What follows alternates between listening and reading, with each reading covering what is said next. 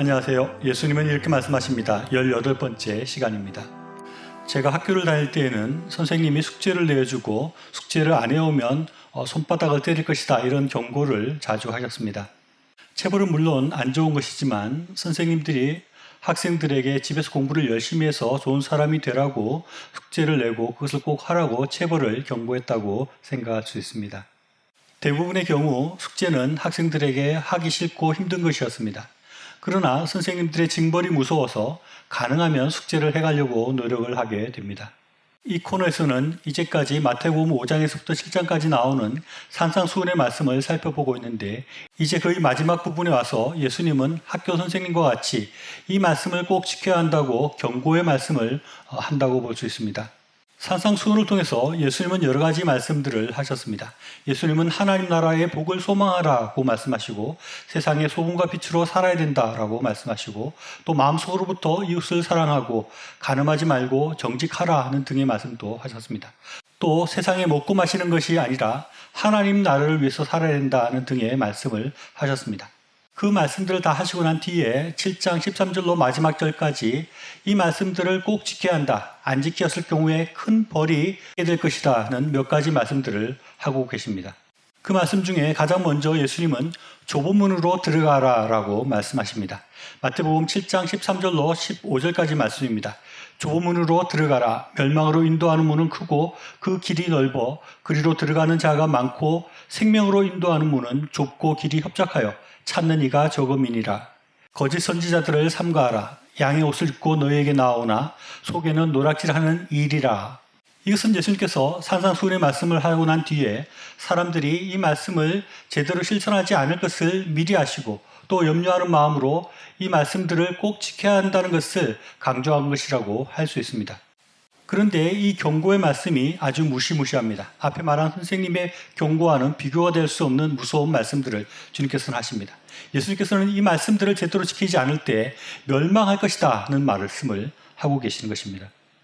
우리가 이제까지 보아왔듯이 산상수훈의 말씀들은 참 지키기 어렵고 전혀 매력적이지 않은 그런 말씀들이 많이 있습니다. 그리고 그 말씀을 지키는 것은 우리의 삶이 너무 힘들어지고 고통스럽고 또 많은 사람들에게 조롱을 받을 수 있는 그런 위험한 삶으로 나아가는 느낌을 우리가 가지게 됩니다.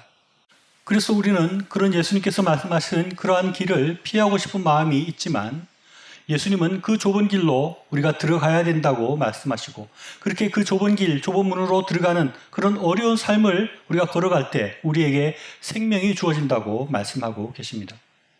예수님께서 말씀하시는 내 이웃을 내 몸과 같이 사랑하고 원수를 사랑하고 세상적인 것을 구하지 않고 하나님 나라를 구하고 살아가는 삶은 사람들이 가지 않으려는 길이고 많은 사람들이 그걸 선택하지 않는 길입니다.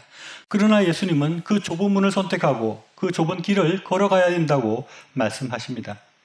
그리고 이어서 예수님께서는 거짓 선지자를 삼가라는 말씀을 하고 계십니다. 이 거짓 선지자는 넓은 문, 넓은 길을 말하는 사람이고 그 넓은 물과 넓은 길을 걸어가도 충분하다라고 말하는 사람들입니다. 우리는 흔히 이 거짓 선지자를 이단이나 사이비 교리를 가리키는 사람이라고 생각을 합니다.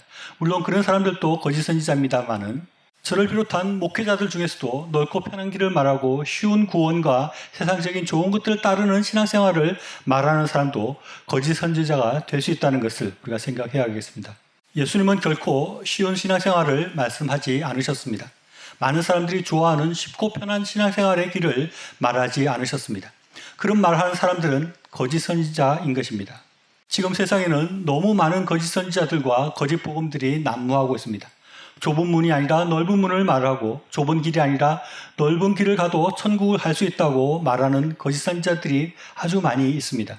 우리는 이런 거짓 선지자들을 분별하고 이들을 삼가해야 합니다. 예수님께서는 산상수훈을 통해서 천국 시민이 어떻게 살아야 되는지를 분명하게 말씀하셨습니다.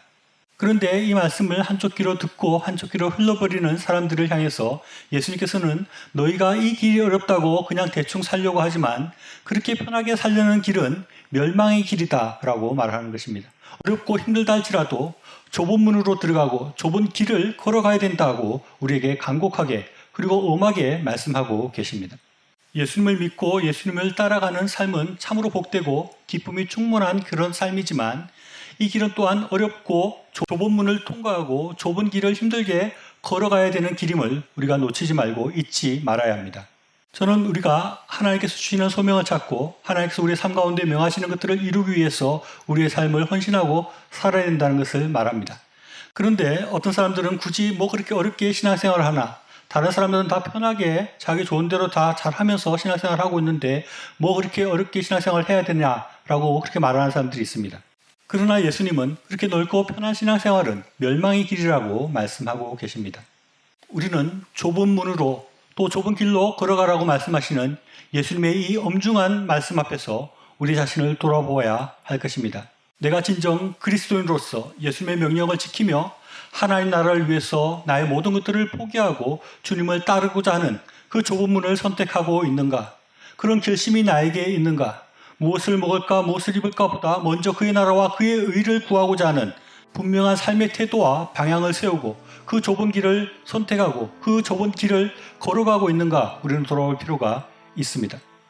쉬운 구원과 편한 신앙생활을 말하는 많은 거짓 선지자들이 있고 많은 사람들이 그런 길들을 또 그런 신앙생활을 선택하고 있는 가운데 우리가 좁은 문을 선택하고 좁은 길을 선택하기를 주저하고 있는 우리에게 예수님께서는 이렇게 말씀하십니다. 좁은 문으로 들어가라. 거짓 선지자를 삼가하라. 시청해 주셔서 감사합니다.